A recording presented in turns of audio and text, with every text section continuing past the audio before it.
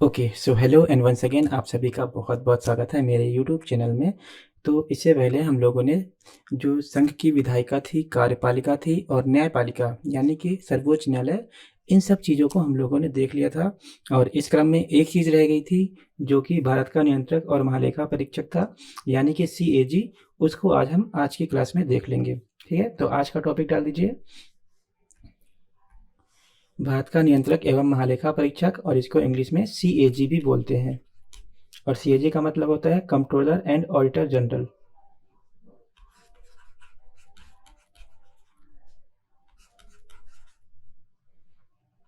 Okay, controller and auditor general. Okay, तो आज हम लोग इसके बारे में पढ़ेंगे। तो सबसे पहली चीज कि इसका संविधान में कहाँ पे वर्णन किया गया है, तो लिख लीजिए अनुच्छेद 148 यानी कि अनुच्छेद 148। तो इसमें बताया गया है कि भारत का एक नियंत्रक और महालेखा परीक्षक होगा। ओके, तो इसमें आप लिख लीजिए भारत का एक नियंत्रक एवं महालेखा परीक्षक होगा।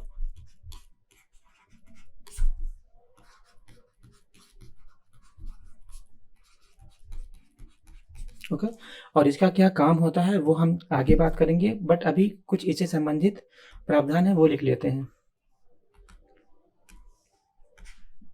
इसके बाद ठीक है, तो भारत का एक नियंत्रक एवं महालेखा परीक्षक होगा यानी कि सीएजी होगा। ओके, इसमें लिख लीजिए कि सीएजी को लोक वित्त का संरक्षक कहा जाता है।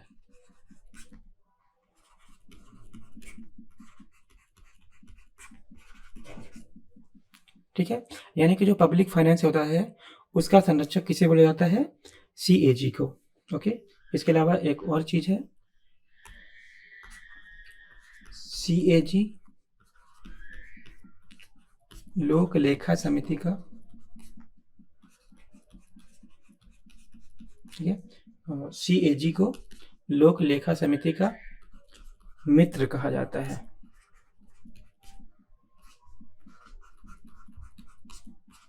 ठीक है, तो ये दो फैक्ट हैं जो हो सकता है एग्जाम में आपसे पूछ लिया जाए, तो इस चीज को आप याद रखिएगा। इसमें एक चीज और लिख लीजिए, डॉक्टर भीमराव अंबेडकर ने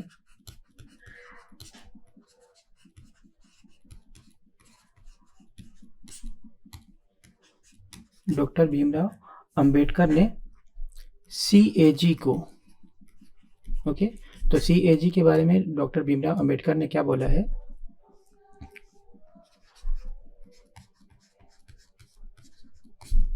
भारतीय संविधान का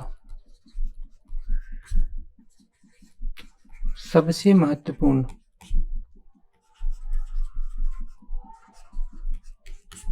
ओके, तो जो भीमराव अंबेडकर हैं उन्होंने सीएजी को भारतीय संविधान का सबसे महत्वपूर्ण पद माना है।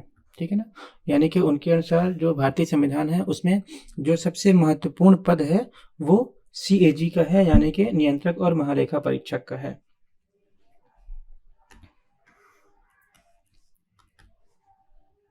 अब इससे संबंधित कुछ प्रावधान है उसके बारे में हम लिख लेते हैं। सबसे पहले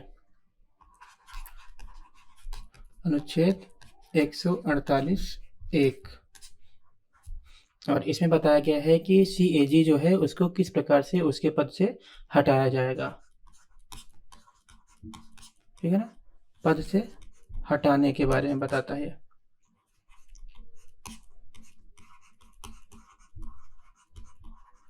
ठीक है, तो अभी हम लोगों ने इससे पहले पढ़ा था सर्वोच्च न्यायालय। ठीक, तो सर्वोच्च न्यायालय के न्यायाधीश को जिस तरीके से हटाया जाता है इसको भी उसी प्रकार से हटाया जाएगा। ठीक है, तो सर्वोच्च न्यायालय के न्यायाधीश को जिस प्रक्रिया से हटाया जाता है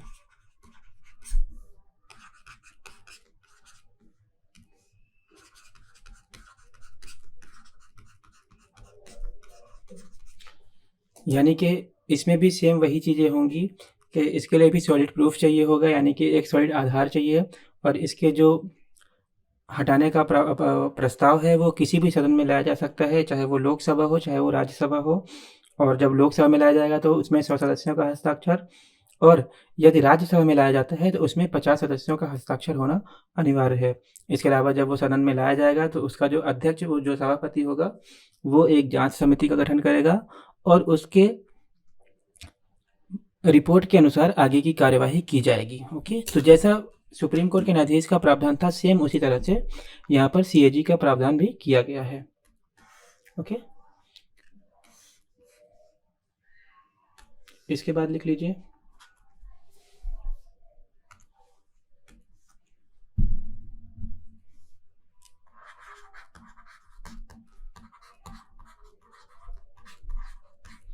अनुच्छेद 148(2), और उसमें बताया गया है कि शपथ, यानी कि सीएजी को शपथ कौन दिलाएगा। तो इसमें लिख लीजिए कि जो सीएजी की शपथ है वो उसको राष्ट्रपति दिलवाता है।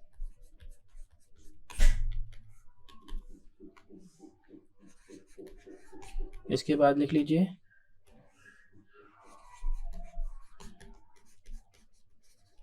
अनुच्छेद 148(3), और इसमें सीएजी की नियुक्ति का प्रावधान किया गया है। और सीएजी को नियुक्त कौन करता है, तो इसमें भी लिख लीजिए राष्ट्रपति। इसके बाद लिख लीजिए अनुच्छेद 148(4), और इसमें यह प्रावधान किया गया है कि मान लीजिए कभी भी सीएजी जो है अपने पद से सेवानिवृत्त हो जाता है या उसको हटा दिया जाता है तो वो किसी भी लाभ के पद पर नहीं बैठेगा।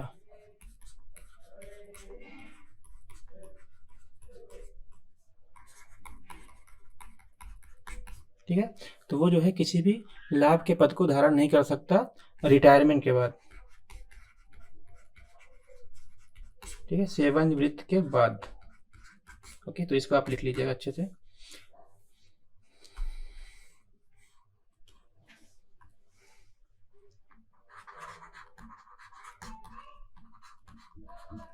इसके बाद है अनुच्छेद 148(5), और इसमें बताया गया है कि सीएजी का कार्यकाल क्या होगा।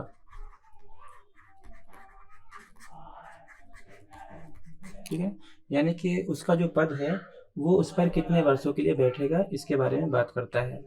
तो इसमें जो है दो चीज़ें हैं। सबसे पहली चीज़ तो ये है कि वो 6 वर्ष तक अपने पद पर रह सकता है, और दूसरी चीज़ यह है कि 65 वर्ष की आयु तक। ठीक है, यानी कि अधिकतम 6 वर्ष तक, और या तो जब तक उसकी उम्र जो है 65 वर्ष नहीं हो जाती। यानी कि अगर मान लीजिए वो 62 वर्ष की उम्र में सीएजी बनता है तो सिर्फ और सिर्फ 3 वर्ष तक ही वो उस पद पर रह पाएगा, क्योंकि जो 65 वर्ष होते हैं वो हमने पढ़ा था कि सुप्रीम कोर्ट में पढ़ा था हम लोगों ने कि 65 वर्ष की उम्र में वो रिटायर हो जाता है, और यहाँ पर भी वही प्रावधान किया गया है ना। यानी कि इसमें जो भी पहले पूरा हो जाए, 6 वर्ष या 65 वर्ष, ओके, जो भी पहले पूरा हो जाए।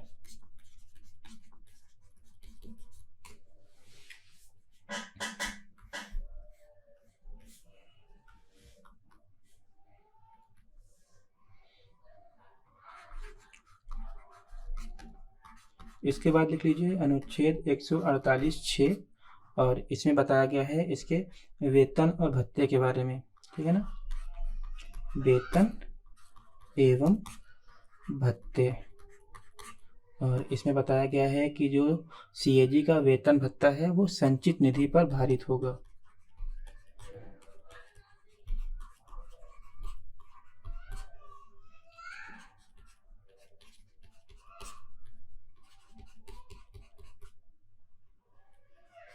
संचित निधि पर भारित होगा। ओके, यानी कि जो इसका वेतन है वो संचित निधि से ही दिया जाता है।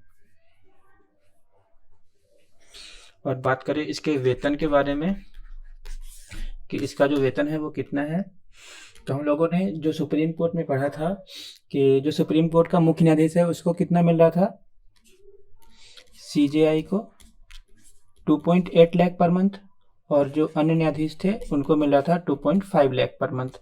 तो इसको जो है इसको भी 2.5 लाख पर मंथ यानी कि 2.5 लाख रुपए प्रतिमाह दिए जाते हैं CAG को। ओके, यानी कि अन्य न्यायाधीशों के बराबर ही इसको मिला जाता है यानी कि दिया जाता है।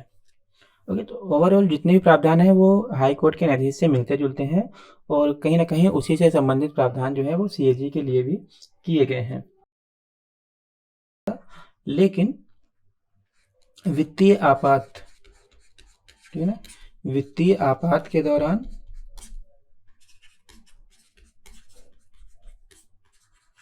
कम किया जा सकता है। ओके, तो वैसे तो नॉर्मली इसका वेतन जो है वो कम नहीं किया जा सकता, लेकिन अगर देश में कभी भी वित्तीय आपात आ जाती है तो उस टाइम पे इसका वेतन जो है कम किया जा सकता है।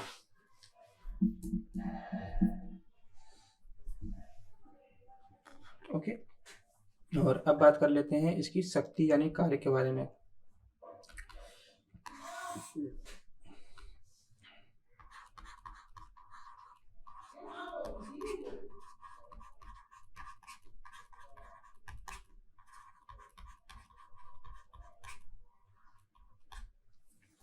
ठीक है,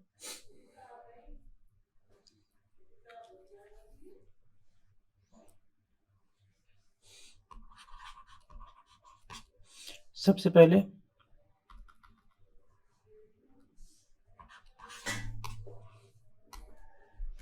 बात करते हैं अनुच्छेद 149 की। ठीक है, और अनुच्छेद 149 कहता है कि जो CAG है वो राज्य या किसी भी सरकारी कंपनी हो गई या संघ हो गया, इनके संबंधित कोई भी अगर लेखा जोखा है तो उसका निरीक्षण जो है वो CAG करेगा।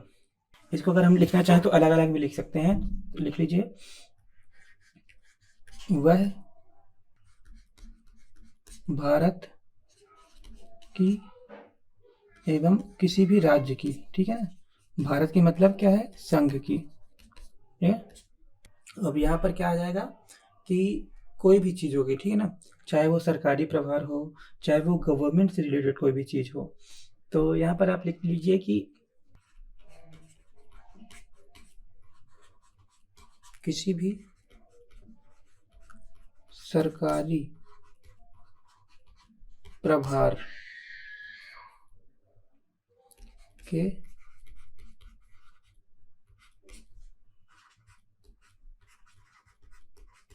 लेखों जोखों का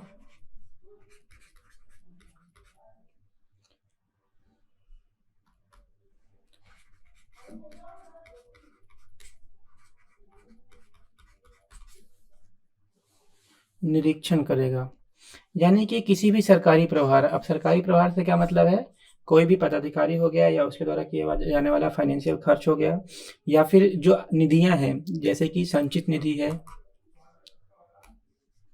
ओके, जैसे कि संचित निधि है, आकस्मिक निधि है और लोक लेखा निधि है।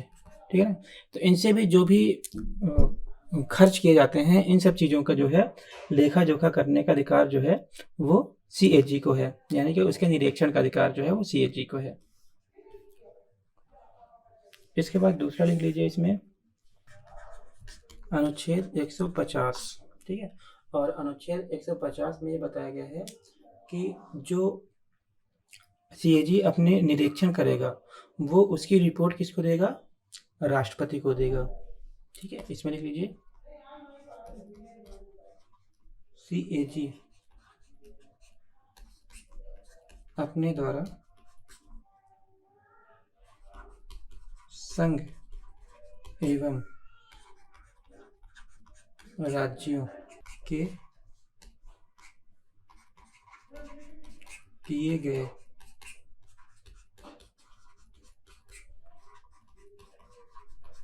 लेखे जोखों का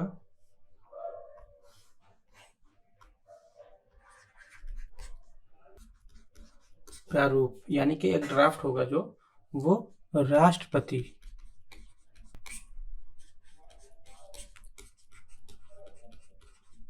की सलाह पर तैयार करता है। वो अपनी रिपोर्ट भी जो है राष्ट्रपति को देता है, और जो अपना ड्राफ्ट बनाता है उससे संबंधित वो भी, उसमें भी राष्ट्रपति का रोल होता है। ओके, इसके बाद अनुच्छेद 151,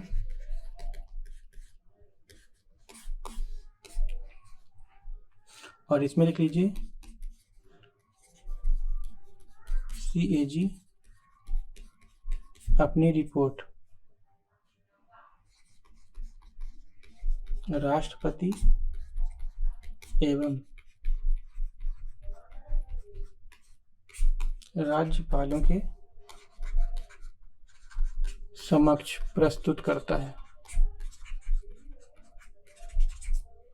ओके, तो ये थी CAG से संबंधित प्रावधान, और इसमें बताया गया है कि क्या क्या शक्तियां जो है CAG की होंगी, यानी कि वो जो है तो किसी भी, यानी कि जो भारत की निधियां हैं, चाहे वो संचित निधि हो, चाहे वो आकस्मिक निधि हो, और चाहे वो लोक लेखा निधि हो, तो इनसे जो भी पैसे खर्च किए जाते हैं तो इनके जो ब्यौरा है उसका जो निरीक्षण का, यानी कि जो धन निकासी होती है उससे, तो वो क्या करता है, उन चीज़ों को निरीक्षण करता है, और उसके बारे में जो रिपोर्ट होती है वो तैयार करके, अगर वो संघ से संबंधित है राष्ट्रपति को, और अगर वो किसी राज्य से संबंधित है तो राज्यपाल को उसका जो लेखा जोखा है वो सौंपता है। इसी प्रकार से वो राज्य में भी यही कार्य करता है जो संघ में करता है। इसके अलावा हम लोगों ने देखा कि जो भी सरकारी कंपनियां हैं उनके द्वारा जो खर्च किए जाते हैं, यानी कि वहां पर जो भी धन का लेखा जोखा है उसका जो निरीक्षण करने का अधिकार है वो भी CAG को है। इसके अलावा इसमें एक चीज और लिख लीजिए,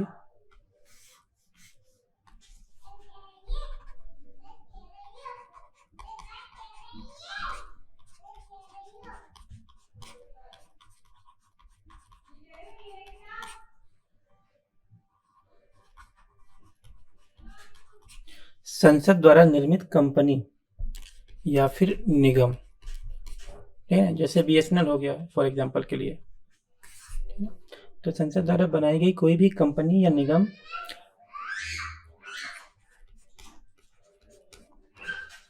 का लेखा परीक्षण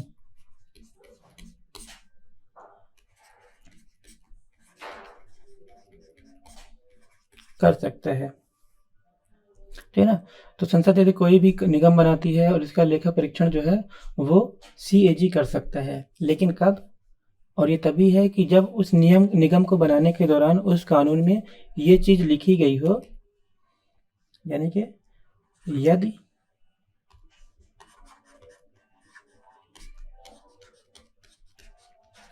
संसद के कानून में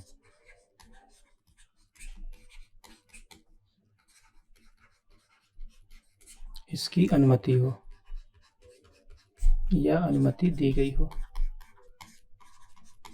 ओके, तो अगर ऐसा कुछ होता है कि संसद जो है वो कोई निगम बनाती है, और उस निगम का जो भी विधेयक होता है या जो भी अधिनियम होता है उसमें यह प्रावधान किया गया है कि CAG जो है इससे संबंधित जो भी लेखा जोखा होगा उसका निरीक्षण कर सकता है, तो CAG को यह अधिकार हो जाता है कि वो उससे संबंधित जो भी लेखा जोखा है उनका परीक्षण या निरीक्षण कर सकता है।